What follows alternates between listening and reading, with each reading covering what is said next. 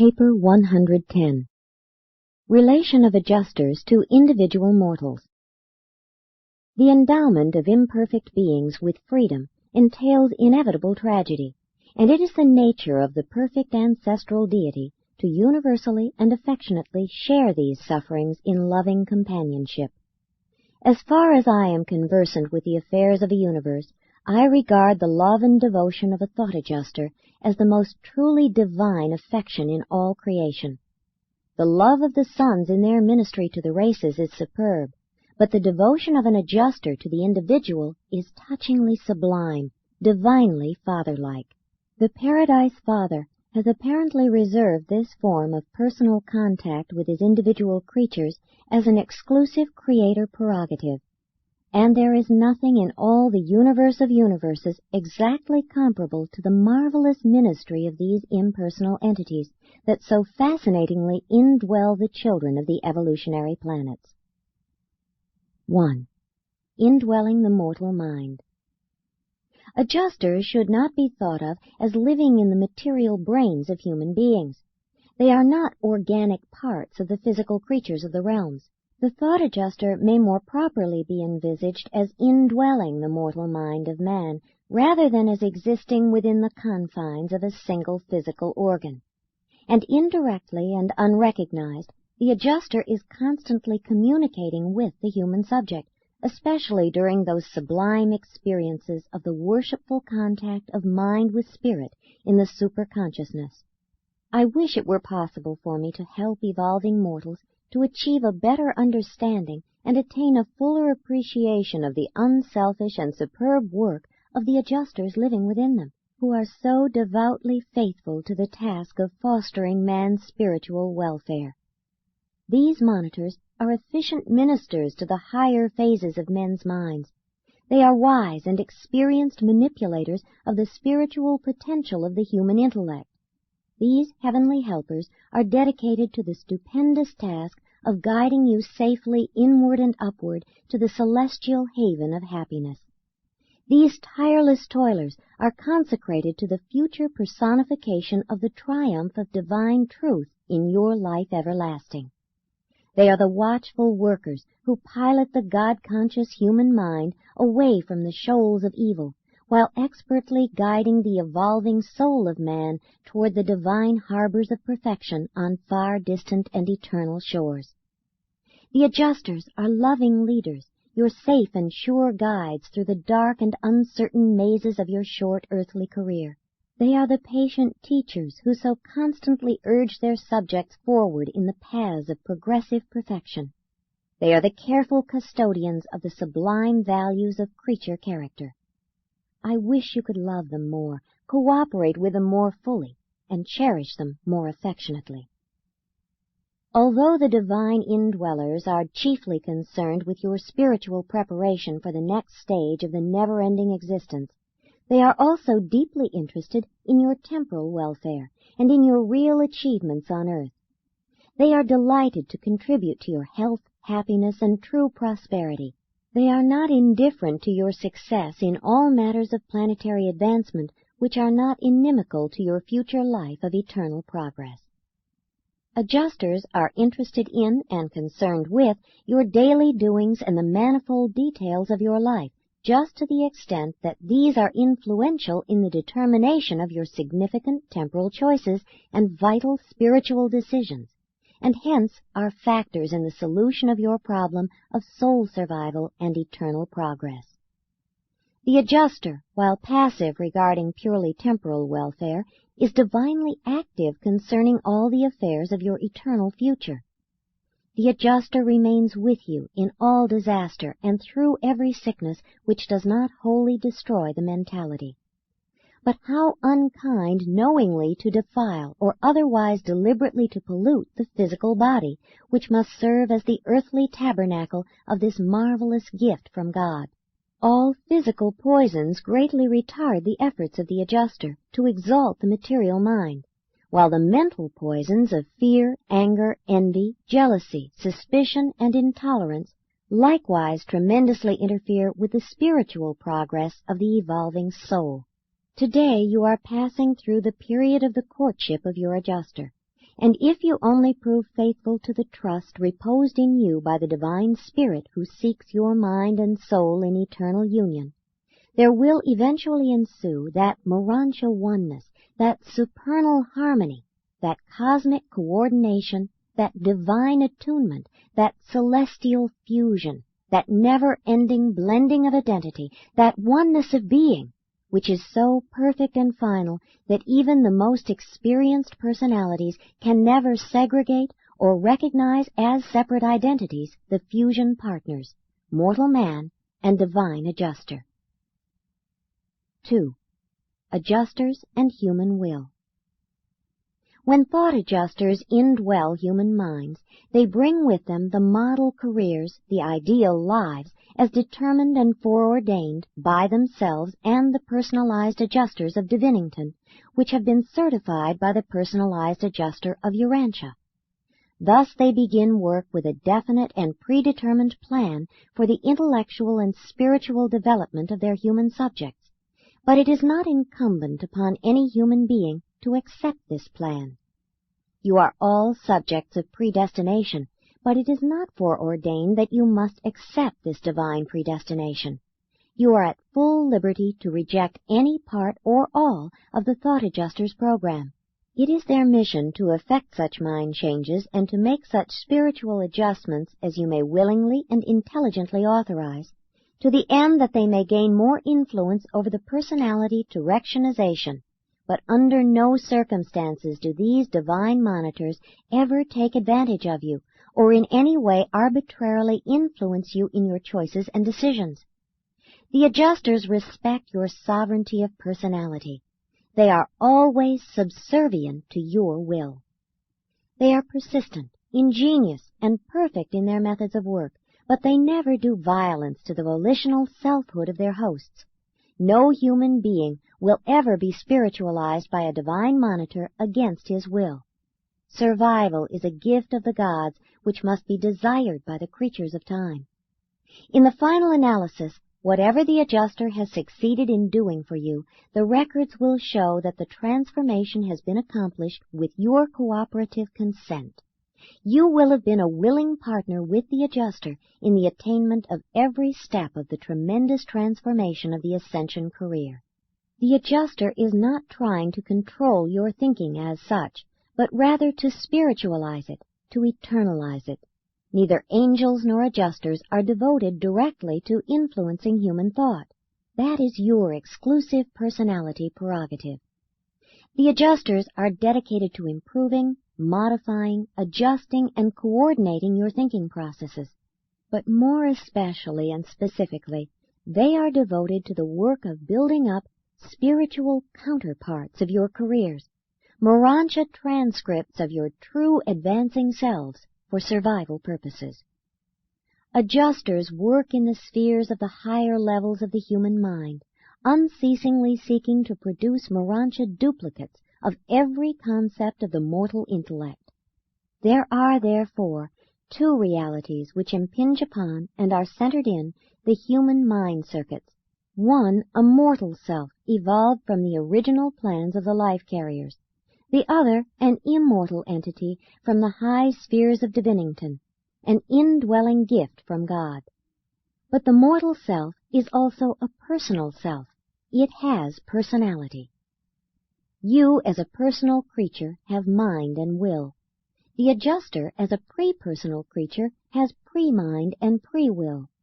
If you so fully conform to the adjuster's mind that you see eye to eye, then your minds become one, and you receive the reinforcement of the adjuster's mind.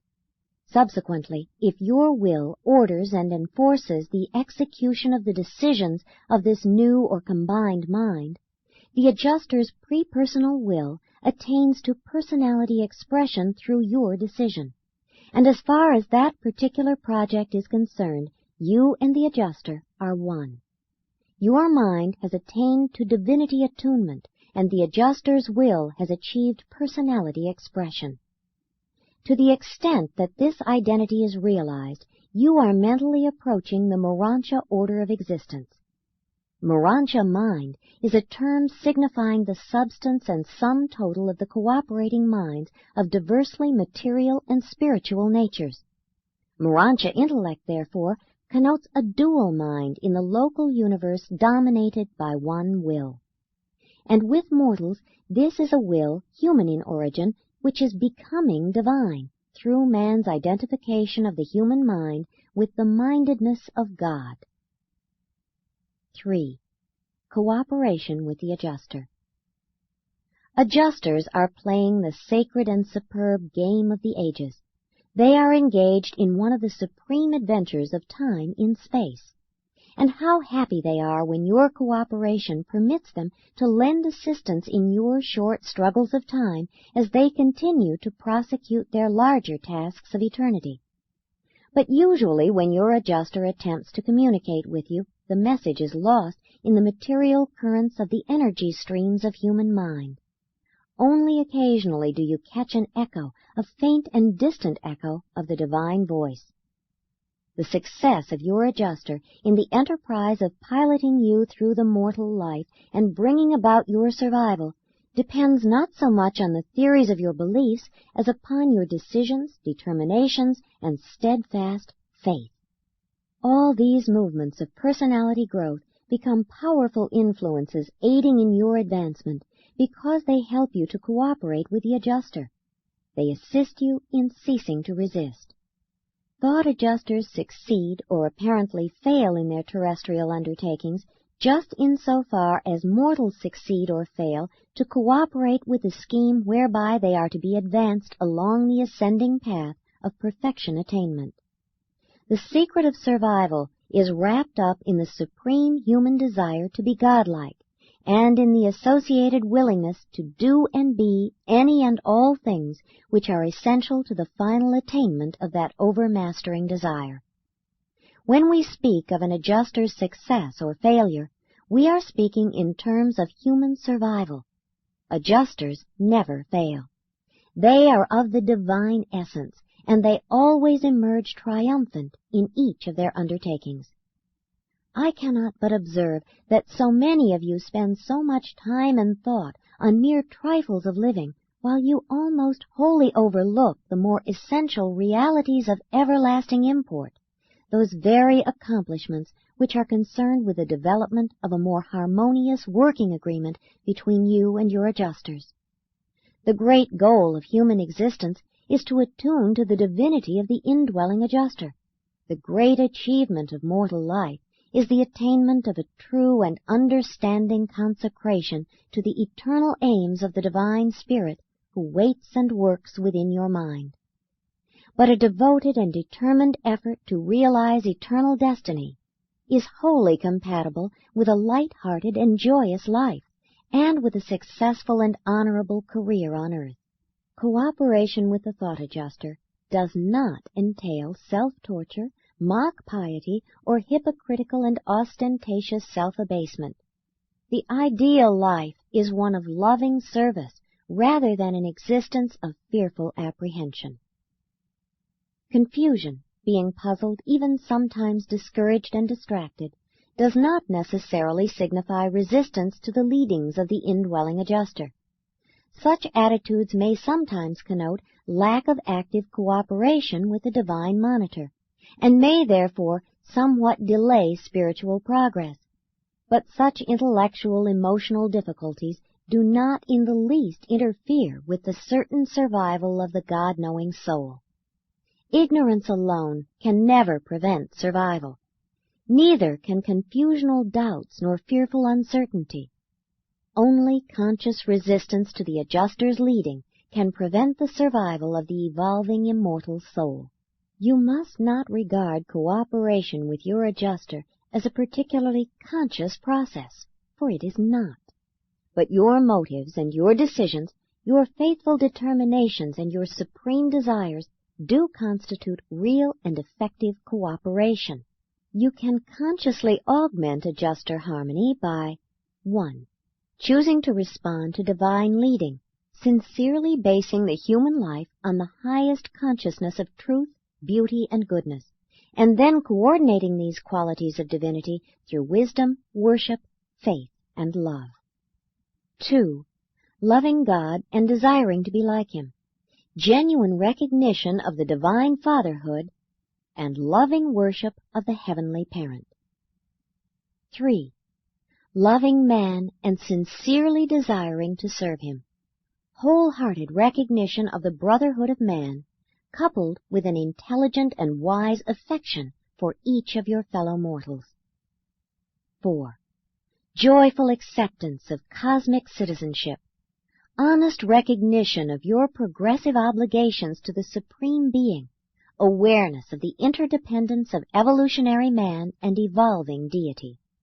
This is the birth of cosmic morality and the dawning realization of universal duty. 4. The adjuster's work in the mind.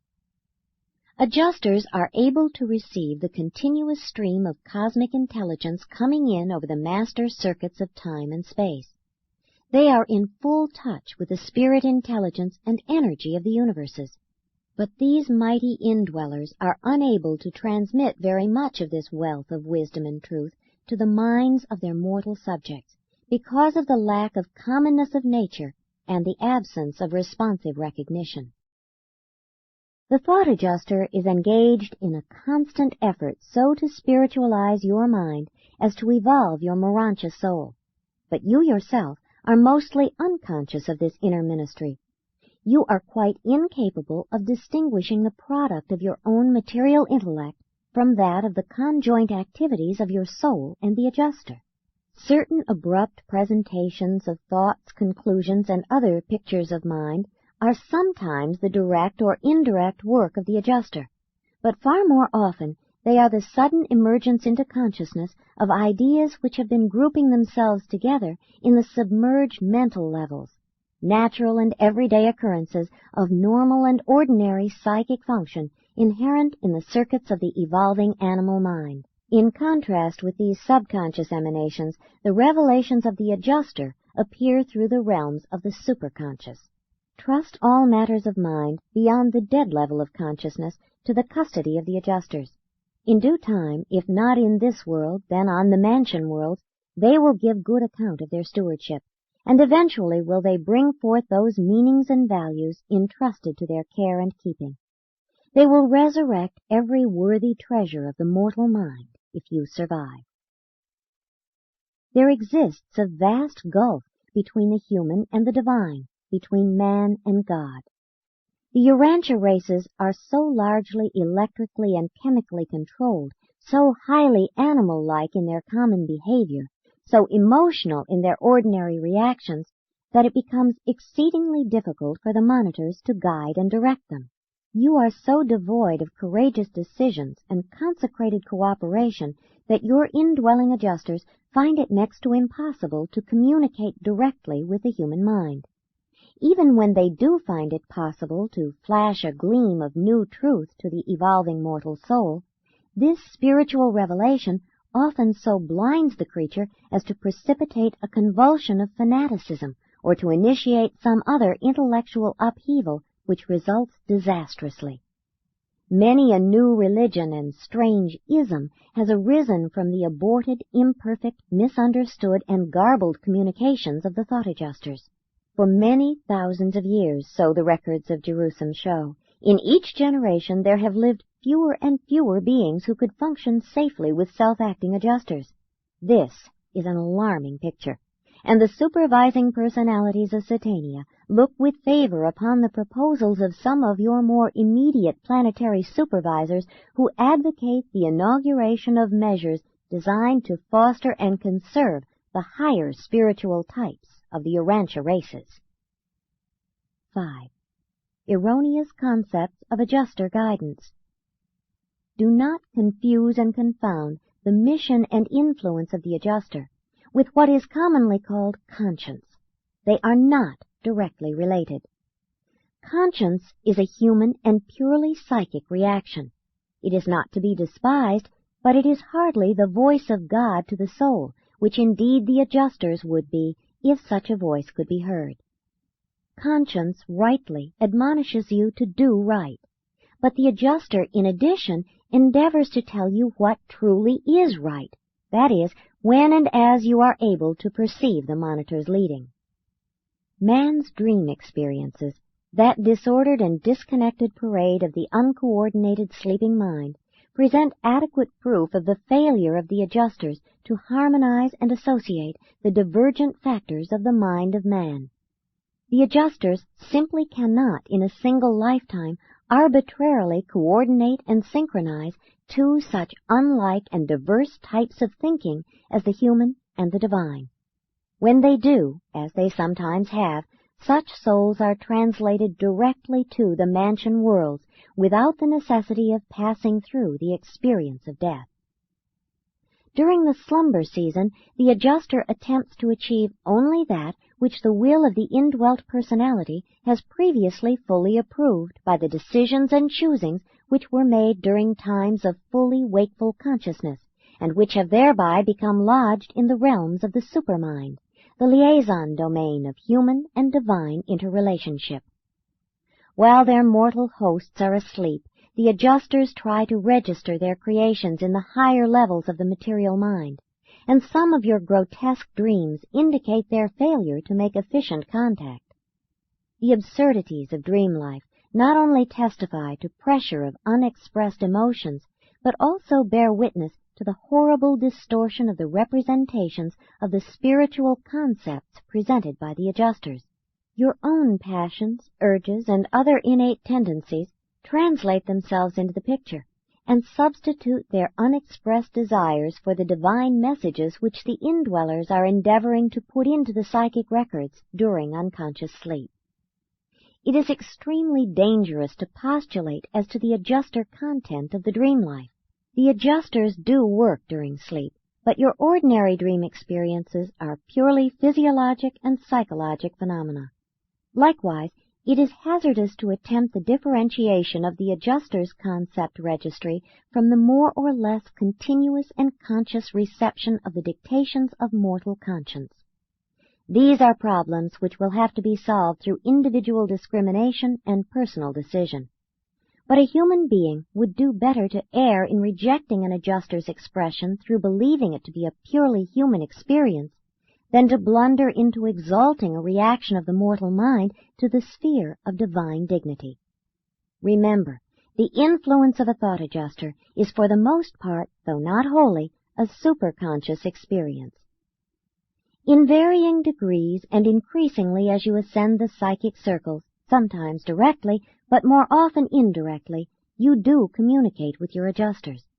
But it is dangerous to entertain the idea that every new concept originating in the human mind is the dictation of the adjuster. More often, in beings of your order, that which you accept as the adjuster's voice is in reality the emanation of your own intellect.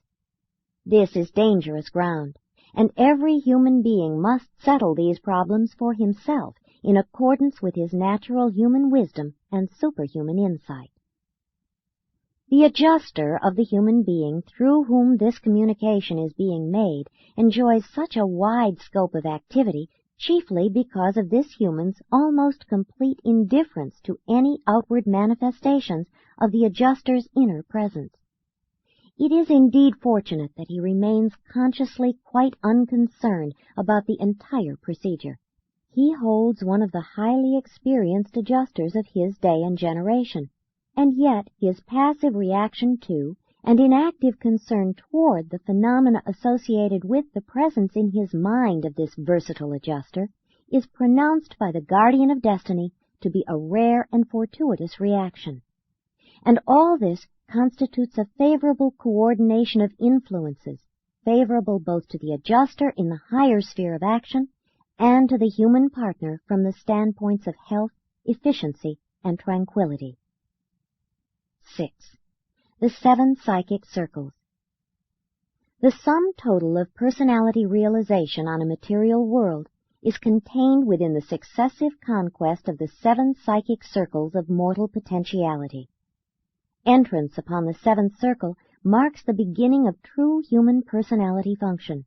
Completion of the 1st circle denotes the relative maturity of the mortal being, though the traversal of the 7 circles of cosmic growth does not equal fusion with the adjuster, the mastery of these circles marks the attainment of those steps which are preliminary to adjuster fusion.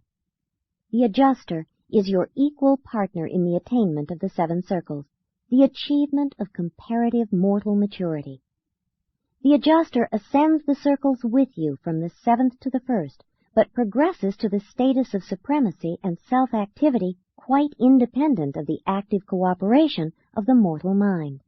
The psychic circles are not exclusively intellectual, neither are they wholly morontial.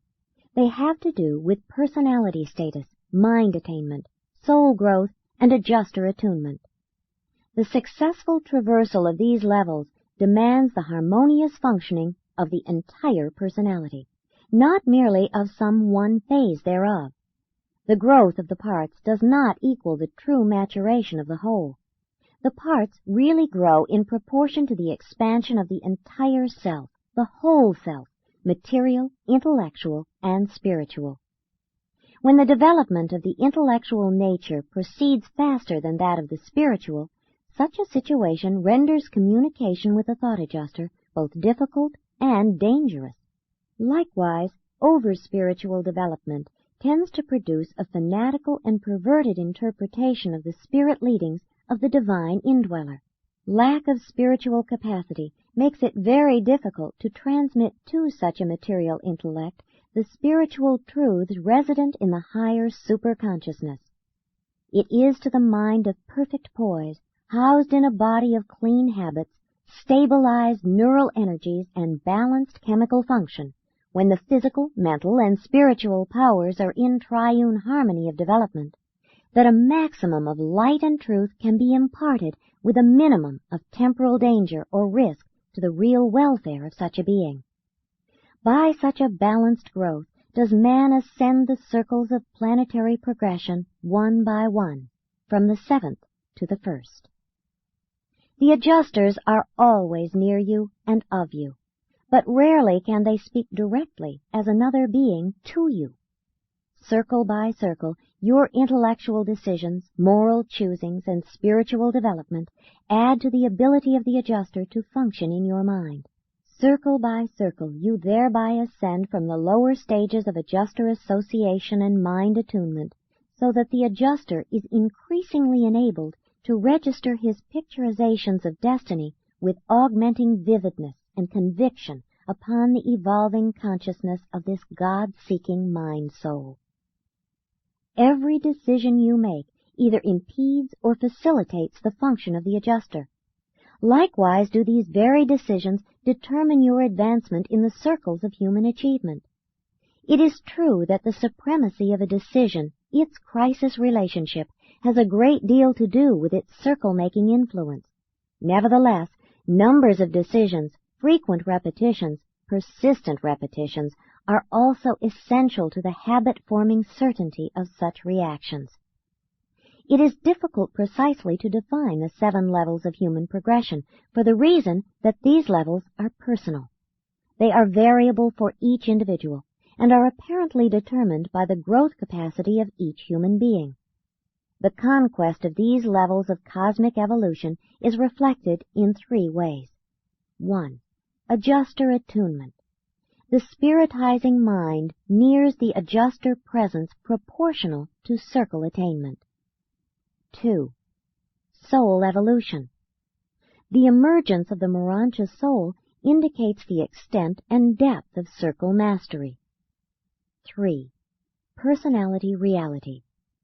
The degree of selfhood reality is directly determined by circle conquest. Persons become more real as they ascend from the 7th to the 1st level of mortal existence.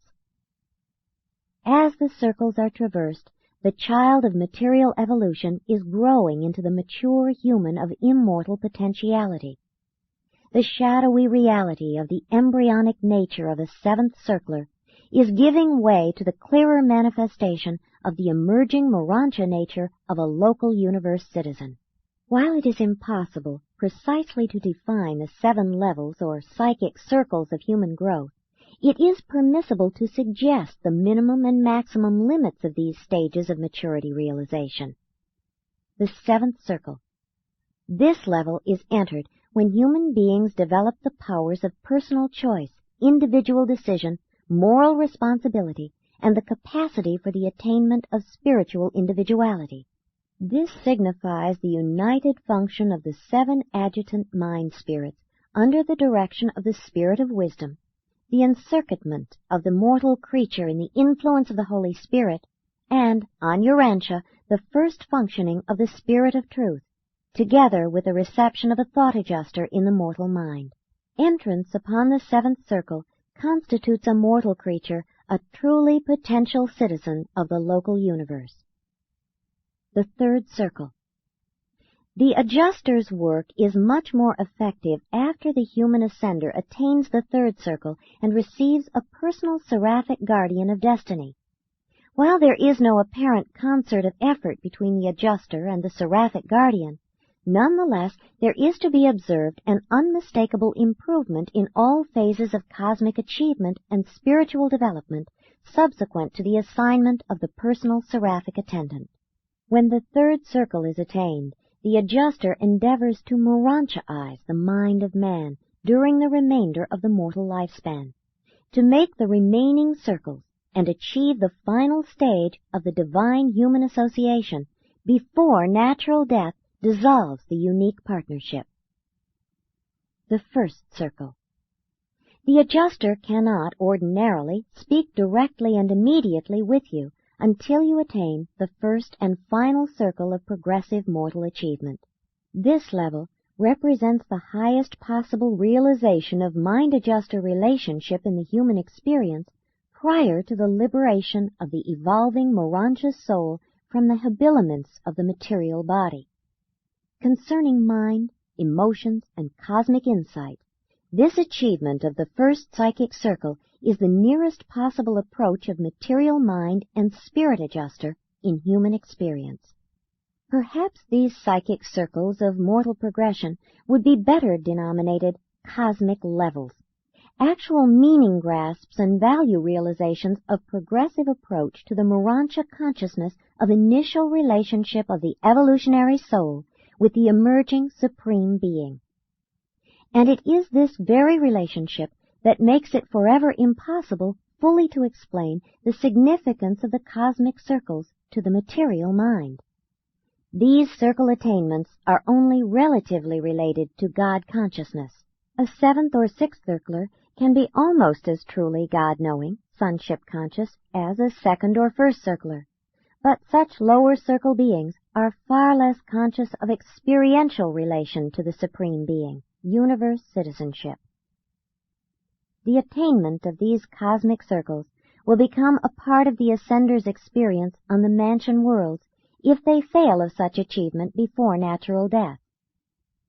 The motivation of faith makes experiential the full realization of man's sonship with God.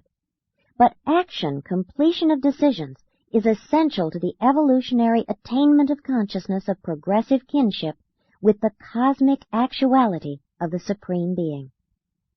Faith transmutes potentials to actuals in the spiritual world, but potentials become actuals in the finite realms of the Supreme only by and through the realization of choice experience. But choosing to do the will of God joins spiritual faith to material decisions in personality action, and thus supplies a divine and spiritual fulcrum for the more effective functioning of the human and material leverage of God hunger. Such a wise coordination of material and spiritual forces greatly augments both cosmic realization of the Supreme and Urantia comprehension of the paradise deities. The mastery of the cosmic circles is related to the quantitative growth of the Urantia soul, the comprehension of supreme meanings, but the qualitative status of this immortal soul is wholly dependent on the grasp of living faith upon the paradise potential fact value that mortal man is a son of the eternal God. Therefore does a 7th circler go on to the mansion worlds to attain further quantitative realization of cosmic growth, just as does a 2nd or even a 1st circler. There is only an indirect relation between cosmic circle attainment and actual spiritual religious experience. Such attainments are reciprocal and therefore mutually beneficial. Purely spiritual development may have little to do with planetary material prosperity, but circle attainment always augments the potential of human success and mortal achievement. From the seventh to the third circle, there occurs increased and unified action of the seven adjutant mind spirits in the task of weaning the mortal mind from its dependence on the realities of the material life mechanisms preparatory to increased introduction to Urantia levels of experience. From the third circle onward, the adjutant influence progressively diminishes. The seven circles embrace mortal experience extending from the highest purely animal level to the lowest actual contactual Urantia level of self-consciousness as a personality experience. The mastery of the first cosmic circle signalizes the attainment of pre-Urantia mortal maturity and marks the termination of the conjoint ministry of the adjutant mind spirits as an exclusive influence of mind action in the human personality. Beyond the first circle, mind becomes increasingly akin to the intelligence of the Urantia stage of evolution, the conjoined ministry of the cosmic mind and the super-adjutant endowment of the creative spirit of a local universe. The great days in the individual careers of adjusters are, first, when the human subject breaks through into the third psychic circle, thus ensuring the monitor's self-activity and increased range of function, provided the indweller was not already self-acting. Then, when the human partner attains the first psychic circle, and they are thereby enabled to intercommunicate, at least to some degree. And last, when they are finally and eternally fused. 7. The attainment of immortality. The achievement of the 7 cosmic circles does not equal adjuster fusion. There are many mortals living on Urantia who have attained their circles, but fusion depends on yet other greater and more sublime spiritual achievements, upon the attainment of a final and complete attunement of the mortal will with the will of God as it is resident in the thought adjuster.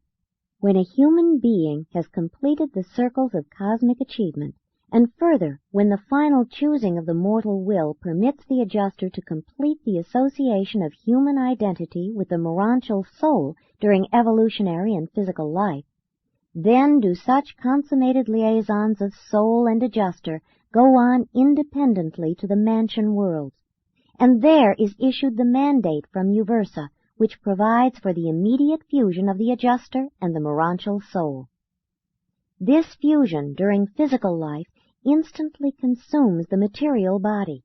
The human beings who might witness such a spectacle would only observe the translating mortal disappear in chariots of fire. Most adjusters who have translated their subjects from Urantia were highly experienced and of record as previous indwellers of numerous mortals on other spheres. Remember, adjusters gain valuable indwelling experience on planets of the lone order. It does not follow that adjusters only gain experience for advanced work in those mortal subjects who fail to survive. Subsequent to mortal fusion, the adjusters share your destiny and experience. They are you. After the fusion of the immortal Urantia soul and the associated adjuster, all of the experience and all of the values of the one eventually become the possession of the other, so that the two are actually one entity. In a certain sense, this new being is of the eternal past as well as for the eternal future. All that was once human in the surviving soul and all that is experientially divine in the adjuster now become the actual possession of the new and ever-ascending universe personality. But on each universe level, the adjuster can endow the new creature only with those attributes which are meaningful and of value on that level. An absolute oneness with the divine monitor, a complete exhaustion of the endowment of an adjuster, can only be achieved in eternity subsequent to the final attainment of the Universal Father, the Father of Spirits, ever the source of these divine gifts. When the evolving soul and the divine adjuster are finally and eternally fused, each gains all of the experienceable qualities of the other. This coordinate personality possesses all of the experiential memory of survival once held by the ancestral mortal mind and then resident in the Urantia soul. And in addition thereto, this potential finaliter embraces all the experiential memory of the adjuster throughout the mortal indwellings of all time.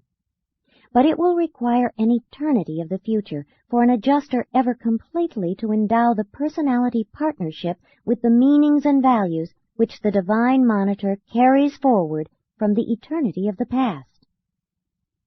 But with the vast majority of Urantians, the adjuster must patiently await the arrival of death deliverance, must await the liberation of the emerging soul from the well-nigh complete domination of the energy patterns and chemical forces inherent in your material order of existence.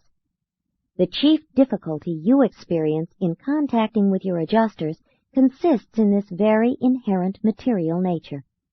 So few mortals are real thinkers. You do not spiritually develop and discipline your minds to the point of favorable liaison with the divine adjusters. The ear of the human mind is almost deaf to the spiritual pleas which the adjuster translates from the manifold messages of the universal broadcasts of love proceeding from the Father of Mercies.